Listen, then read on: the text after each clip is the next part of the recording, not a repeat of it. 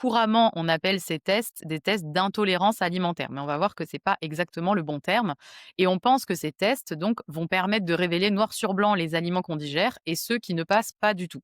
En réalité, c'est un peu plus complexe que ça. L'hypersensibilité, c'est une réaction immunitaire, mais qui est retardée.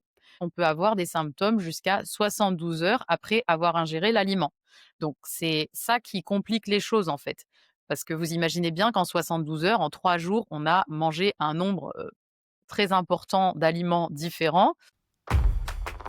Bienvenue dans Parlons Digestion, le podcast pour comprendre enfin ce que votre ventre essaie de vous dire. Je suis Cécile Caron, praticienne en nutrition fonctionnelle spécialisée dans le bien-être digestif. Je me suis prise de passion pour les pouvoirs extraordinaires de notre ventre et j'ai eu envie de les partager avec la moitié de la population tout de même qui souffre de maux de ventre. Alors restez avec moi pour comprendre les causes de vos troubles digestifs et comment vous en libérer, non seulement pour apaiser les ballonnements, problèmes de transit et autres joyeusetés, mais aussi pour calmer votre esprit, réduire votre stress et retrouver énergie et sérénité. Parce que non, tout ça n'est pas dans votre tête.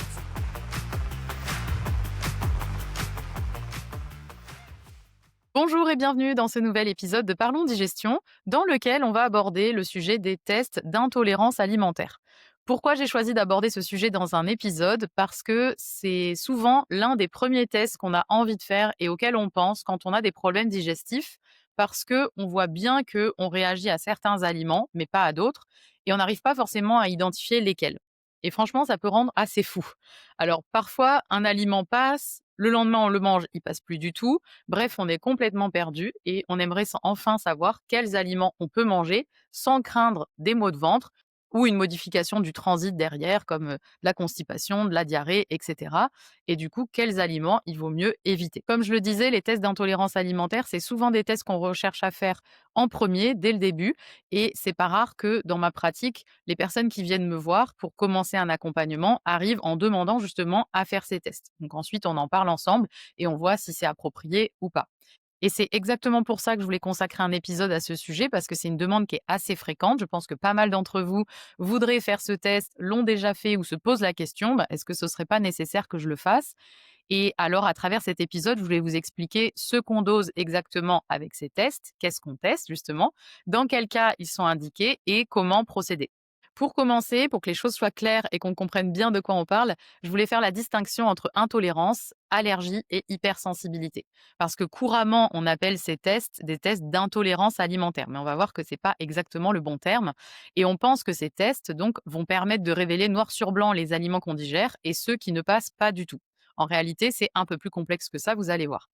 Alors, pour comprendre, il faut déjà comprendre la différence justement entre intolérance, allergie et hypersensibilité. Je vais commencer par les allergies parce qu'en général, on voit bien ce que c'est, on comprend bien de quoi on parle.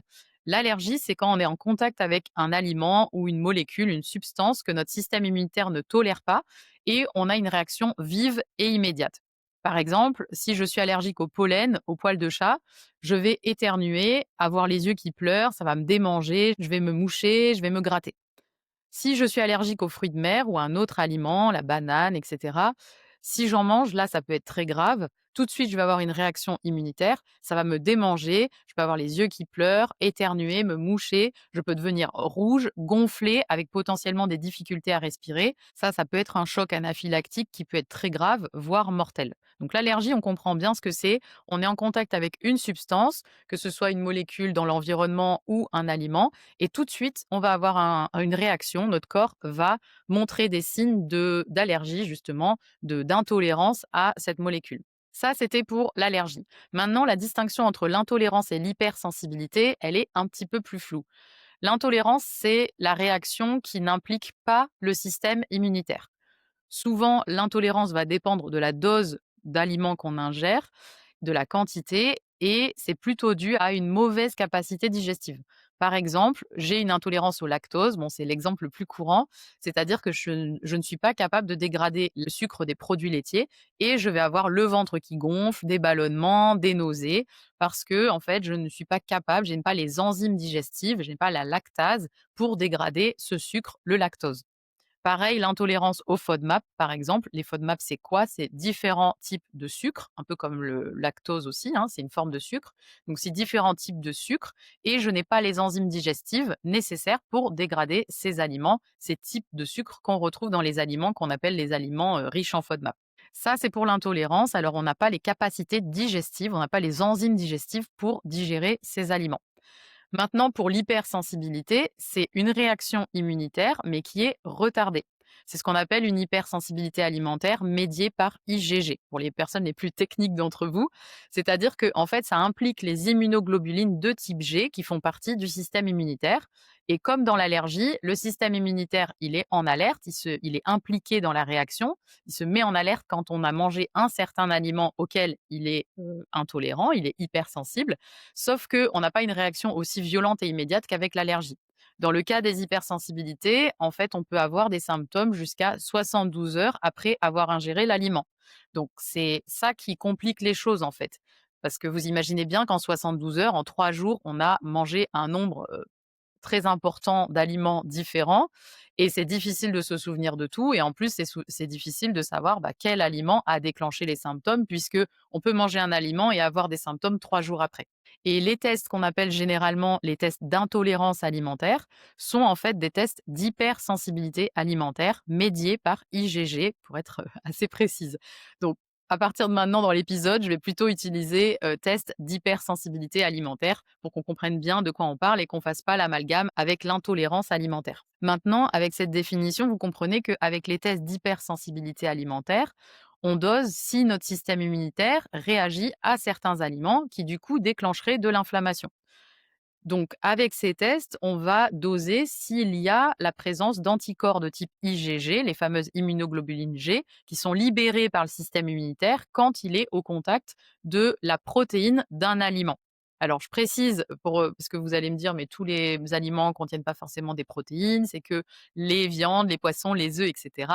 On ne parle pas exactement de la même chose. En fait, tous les aliments contiennent des protéines qui sont, considérés un peu comme, la matrice ou la plaque d'immatriculation de l'aliment qui permettent de reconnaître l'aliment. Dans tous les aliments, il y en a et ce sont ces protéines qui, en fait, vont être, reconnues ou pas par le système immunitaire. C'est ça qu'on dose avec les tests d'hypersensibilité alimentaire. Mais avec ces tests-là, on ne peut pas doser si on digère vraiment cet aliment, c'est-à-dire est-ce qu'on a les enzymes digestives nécessaires pour digérer correctement cet aliment. On sait juste si notre système immunitaire réagit ou pas à cet aliment et du coup, derrière, déclenche une cascade inflammatoire. Maintenant, je fais une précision parce que c'est souvent une erreur ou on va dire la réaction première la plus fréquente quand on reçoit les tests, les résultats des tests d'hypersensibilité alimentaire, c'est quand on voit que en fait, il y a plusieurs aliments qu'on soupçonnait qui ne reviennent pas négatifs, c'est-à-dire on voit que le système immunitaire ne réagit pas à ces aliments-là. La réaction première, en général, c'est de se dire: «Bon, bah, OK, c'est bon, du coup, je peux continuer à manger cet aliment». Mais là, vous comprenez avec cette distinction que c'est pas parce qu'on voit que votre système immunitaire ne réagit pas à ces aliments que vous les digérez vraiment et que ces aliments ne vous donnent pas de maux de ventre, de diarrhée, de ballonnement parce qu'on ne peut pas savoir si vous avez les enzymes digestives pour digérer correctement cet aliment. C'est juste que là, avec ces tests-là, visiblement, on écarte le fait que votre système immunitaire réagit à cet aliment en question et déclenche de l'inflammation derrière. C'est tout. Maintenant, quels sont les symptômes finalement qui pourraient vous faire penser que c'est nécessaire pour vous de faire ces tests d'hypersensibilité alimentaire? Donc en gros, les symptômes qui pourraient vous mettre la puce à l'oreille où vous vous dites: OK, en fait, j'ai pas mal de ces symptômes-là, peut-être effectivement que mon système immunitaire réagit à un ou plusieurs aliments. Du coup, ça déclenche de l'inflammation derrière. Alors, premièrement, il y a des symptômes digestifs. Tout ce qui est ballonnement, gaz, crampes, douleurs digestives, constipation, diarrhée, bref, finalement, c'est assez large. Donc, je les mentionne quand même, évidemment, mais sachez que c'est pas parce que vous avez ces symptômes-là que vous avez forcément une hypersensibilité alimentaire. C'est des symptômes qui sont assez larges et qui pourraient être dus à plein d'autres causes. Par exemple, vous avez une dysbiose, c'est-à-dire un déséquilibre de votre microbiote.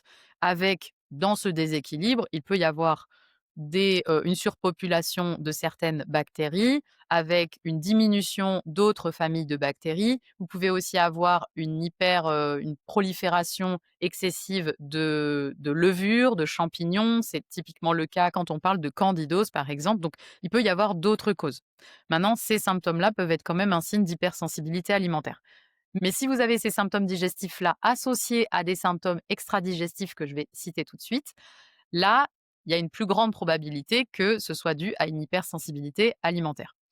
Les symptômes extradigestifs qu'on guette, on va dire, quand on suspecte une hypersensibilité alimentaire, c'est, la fatigue chronique, le brouillard mental, des maux de tête, des migraines, des problèmes de peau aussi, tout ce qui est eczéma, urticaire, psoriasis, acné, démangeaisons en tout genre, les problèmes de la sphère ORL, donc le nez qui coule, sinusite, otite, asthme. Ça peut aussi être dû à une intolérance aux produits laitiers, par exemple, qui serait plutôt due à une mauvaise digestion à cause d'un manque d'enzymes qui créerait des problèmes au niveau de la sphère ORL. Mais en tout cas, ça peut être aussi la réaction du système immunitaire qui déclenche de l'inflammation et ça se manifeste au niveau de la sphère ORL. Du coup, tout ce qui est inflammation chronique, en fait, y compris les douleurs articulaires, les maladies auto-immunes aussi, hein, qui sont basées sur, une inflammation de fond. D'ailleurs, si vous n'avez pas écouté l'épisode précédent avec Laurent Chemanda, on parle justement spécifiquement des maladies auto-immunes. Donc ça, c'est aussi des signes qui peuvent être mettre la puce à l'oreille et une hypersensibilité alimentaire pourrait alimenter des douleurs articulaires ou une maladie auto-immune. Évidemment, il y a pas c'est jamais qu'un seul facteur, hein, c'est toujours multifactoriel, mais ça peut être un des facteurs. Et puis tout ce qui est troubles du sommeil, irritabilité, tout ça, ça peut être des signes, surtout si vous en avez plusieurs, que vous pouvez potentiellement réagir à un ou plusieurs aliments et que ça déclenche de l'inflammation dans votre corps. Par rapport aux symptômes en particulier, ça peut être intéressant de préciser quand même que, je l'ai dit au début, mais les symptômes peuvent être retardés jusqu'à 72 heures après l'ingestion de l'aliment, ce qui complique, les choses.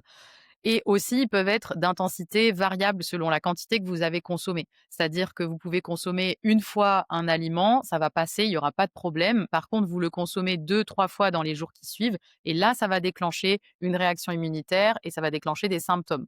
C'est un peu l'effet cumulatif qui peut poser problème, soit du même aliment, soit de plusieurs aliments que vous ne tolérez pas très bien et finalement, en les combinant, c'est là que ça va faire un trop plein. En gros, la coupe va déborder et c'est là que ça, surstimule le système immunitaire et que ça déclenche de l'inflammation avec du coup les symptômes que j'ai évoqués. Ça peut être des migraines, des douleurs articulaires et cetera, des crises ou des poussées si vous avez une maladie auto-immune. Bref, tous ces symptômes-là. Maintenant, si vous avez un doute sur un aliment en particulier ou que vous avez déjà fait un travail de rééquilibrage de votre alimentation, mais que certains symptômes persistent, des symptômes notamment que je viens de citer juste avant, ça peut être utile et intéressant de faire des tests d'hypersensibilité alimentaire pour voir si certains aliments que vous consommez régulièrement entretiennent votre niveau d'inflammation élevé qui du coup donnerait les symptômes que je viens d'évoquer. Alors, les tests d'hypersensibilité alimentaire, c'est généralement des tests sanguins que vous faites dans des laboratoires fonctionnels. Vous ne pouvez pas normalement aller dans n'importe quel laboratoire de quartier et demander des tests d'hypersensibilité alimentaire. Ça m'est déjà arrivé de recommander des tests d'hypersensibilité alimentaire à des consultants qui, en fait, ne sont pas passés par le laboratoire que je recommandais et l'ont fait par un autre laboratoire de quartier qui leur a fait, sans même leur en parler, sans même leur demander, un test de IgA, d'allergie. C'est pas du tout la même chose. Là, ce qu'on veut tester, c'est les IgG, donc c'est cette, réaction retardée. Du coup, c'était pas du tout exploitable comme résultat, donc faites bien attention, passez par des laboratoires fonctionnels et sinon demandez bien la recherche spécifiquement d'IgG. Alors les laboratoires fonctionnels, en fait, c'est des laboratoires qui vont proposer, en plus des analyses médicales qui sont réservées aux médecins, qui vont proposer des analyses fonctionnelles qui permettent, de faire de la prévention et de voir l'état de fonctionnement, d'où le nom, des différents systèmes du corps. On est vraiment là pour rééquilibrer le terrain et pour faire de la prévention. Selon les laboratoires, vous allez pouvoir tester tout un panel prédéfini d'aliments ou choisir des aliments à la carte. Alors personnellement, je préfère tester un nombre limité d'aliments et pas en tester 150. Déjà parce que ça revient moins cher et ça laisse du budget pour faire d'autres analyses fonctionnelles qui seraient vraiment intéressantes dans le cas de problèmes digestifs, mais aussi parce que c'est rare que vous mangiez finalement, vraiment 150 aliments différents, donc ça sert à rien de les tester. Ce qu'il faut comprendre, c'est que si votre système immunitaire, il n'a pas été en contact avec les protéines de l'aliment dont je parlais tout à l'heure, il va pas produire les IgG qu'on teste justement avec ces tests d'hypersensibilité alimentaire et du coup, ben, il y aura pas d'IgG et votre analyse va revenir négative. Donc, si vous mangez jamais de noix de cajou, par exemple, et que vous dosez les IgG de la noix de cajou, bah, ça va revenir négatif parce que votre système immunitaire, il n'a pas été en contact avec les protéines de cet aliment-là et il va pas, du coup, libérer d'immunoglobuline G. C'est pour ça qu'avant de faire les analyses, c'est important, d'une, de choisir des aliments qu'on mange vraiment régulièrement. Sinon, ça sert à rien. Et de 2, dans les 3 jours avant de faire le test, c'est important de manger 2 à 3 fois les aliments qu'on va tester. C'est-à-dire que si vous dosez le gluten, les produits laitiers, les œufs, le sarrasin et les amandes, par exemple, dans les 3 jours qui précèdent le prélèvement, les analyses, il va falloir que vous mangiez 2 à 3 fois de chacun de ces aliments. Pourquoi plusieurs fois? Parce que, comme je l'expliquais tout à l'heure, parfois la réaction inflammatoire, elle peut dépendre de la dose. Peut-être que vous allez manger une seule fois des amandes, ça va passer. Par contre, si vous mangez des amandes 3 jours de suite, c'est là que ça va déclencher de l'inflammation et du coup vous donner des douleurs articulaires, par exemple. Évidemment, je précise quand même que vous n'allez pas vous forcer dans les 3 jours avant le test à manger des aliments auxquels vous savez absolument que vous réagissez. Si vous savez que vous ne mangez jamais d'un aliment parce que ça ne vous convient pas du tout, vous le savez déjà, vous l'avez identifié, ça ne sert à rien d'aller faire un test d'hypersensibilité alimentaire pour cet aliment-là. Pareil, si vous êtes cœliaque, par exemple, évidemment, vous n'allez pas manger du gluten les 3 jours qui précèdent et vous n'allez de toute façon pas tester le gluten avec ce test-là parce que vous savez que vous ne pouvez pas en manger. Vous allez tester uniquement les aliments que vous mangez déjà au quotidien et pour lesquels, bah, vous savez pas trop dire si certains vous réussissent ou pas et vous avez un doute, vous avez ces symptômes qu'on a évoqués avant d'inflammation, mais c'est très, très flou et vous n'arrivez pas à identifier lesquels pourraient poser problème. En sachant que les aliments qui reviennent le plus fréquemment positifs dans les tests d'hypersensibilité alimentaire, qui du coup déclenchent assez souvent le système immunitaire et de l'inflammation, c'est le gluten, les produits laitiers, les œufs, les 3 premiers et puis ensuite on est tous différents donc vous pouvez réagir à un autre, aliment, qui peut paraître complètement anodin et sain, l'avocat, la banane, n'importe quel autre aliment et puis vous, pour X raison, ça déclenche votre système immunitaire. Maintenant, vous avez fait ces tests d'hypersensibilité alimentaire, vous avez choisi quelques aliments différents et vous avez reçu les résultats. Qu'est-ce que vous faites? Alors la première réaction, en général, c'est quand on reçoit les résultats et qu'on voit que notre système immunitaire, il réagit à un aliment en particulier, la première réaction, c'est de l'éliminer définitivement. On va se dire en général: «Ben, OK, je vois que mon système immunitaire, il réagit justement au gluten ou aux produits laitiers ou à n'importe quel aliment, on se dit: «Je vais l'éliminer définitivement» et on ne le remange plus jamais. Mais c'est pas forcément la bonne approche parce que oui, c'est nécessaire d'éliminer l'aliment de son alimentation pendant un temps, ça oui, puisque ça va permettre à notre système immunitaire d'oublier en quelque sorte cet aliment et d'effacer la réaction de défense qu'il avait mise en place envers cet aliment-là. Donc là, la durée d'éviction, ça va dépendre de la force de l'hypersensibilité. Souvent, on reçoit les résultats sous forme de graphique avec une fourchette, on va dire une échelle de couleurs. Si on est dans le vert, c'est que c'est bon, on n'a pas de réaction. Si on est dans le jaune, orange, rouge, là oui, il y a une réaction qui est plus ou moins forte. Si vous êtes dans le jaune, c'est, une période d'éviction qui sera plus courte que si vous êtes dans le rouge foncé. Généralement, la phase d'éviction va de 6 semaines à 6 mois pour, les réactions les plus fortes. Maintenant, au bout de cette période d'éviction, si vous avez fait un travail de rééquilibrage du système digestif en parallèle et on va en parler, je vais vous expliquer pourquoi, je vous conseille vraiment de réintroduire petit à petit l'aliment en question pour voir comment vous vous sentez et comment votre corps réagit. Si vous avez de nouveau des manifestations qui reviennent, des symptômes que vous aviez qui avaient disparu qui reviennent quand vous remangez de nouveau cet aliment, c'est que c'est trop tôt ou que vous en avez mangé en trop grosse quantité et que votre système immunitaire, il réagit toujours à cet aliment et vous pouvez le représenter plus tard, dans plusieurs semaines, plusieurs mois, pour voir comment vous réagissez. Maintenant, bah, parfois, on a un aliment qu'on ne tolère pas du tout. À chaque fois qu'on essaye de le remanger, on a de nouveau des manifestations. C'est que le système immunitaire, vraiment, il ne veut pas laisser passer cet aliment-là. Dans ce cas-là, s'il n'y en a qu'un, bon, vous pouvez l'enlever de votre alimentation. Aussi, je précise aussi qu'on a tous un seuil de tolérance pour certains aliments. Par exemple, peut-être que vous allez tolérer de manger 3 fois par semaine du fromage dans une certaine quantité, mais si vous en mangez tous les jours ou que vous augmentez cette quantité-là, bah, ça va pas passer du tout. Ça, c'est à vous de vous observer et au fur et à mesure de faire des liens et de vous dire: «Bah, OK, là, en fait, j'ai l'impression que si je mange du fromage, voilà, 1 fois, 2 fois, 3 fois par semaine, ça passe. Par contre, je vois que si j'en mange plus souvent ou alors que je mange, du fromage isolément avec un plat équilibré qui me convient, ça va. Par contre, si je mange du fromage avec en plus un autre aliment que je ne tolère pas trop bien, là, ça passe plus». Ça, c'est des observations qu'on fait au fur et à mesure et au bout d'un moment, on se rend compte quand même que, bah, voilà, il y a certaines choses qui passent et d'autres, ça passe pas. Ça, c'est pour les phases d'éviction, puis de réintroduction, mais l'erreur, ce serait d'enlever définitivement tous les aliments qui apparaissent comme, positifs dans le jaune, orange, rouge. dans les tests parce que ça serait une forme de restriction alimentaire sur le long terme. On enlève de plus en plus d'aliments avec potentiellement une réduction de la diversité alimentaire et aussi un appauvrissement nutritionnel, surtout si vous enlevez plusieurs aliments.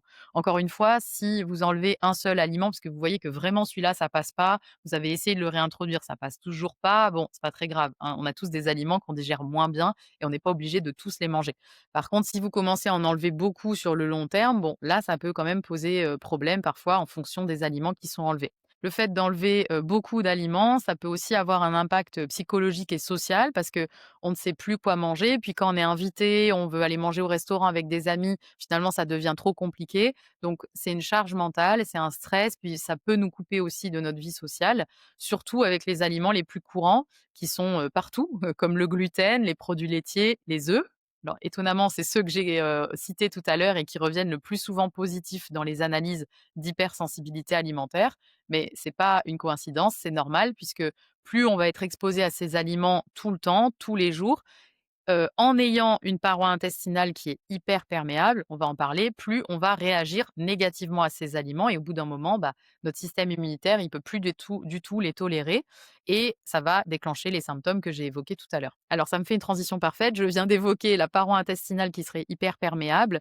Là, je vais évoquer ça justement dans le cas de figure d'hypersensibilité multiple, c'est-à-dire vous avez fait des tests d'hypersensibilité alimentaire, vous avez testé peut-être, 10, 15 aliments ou peut-être même moins.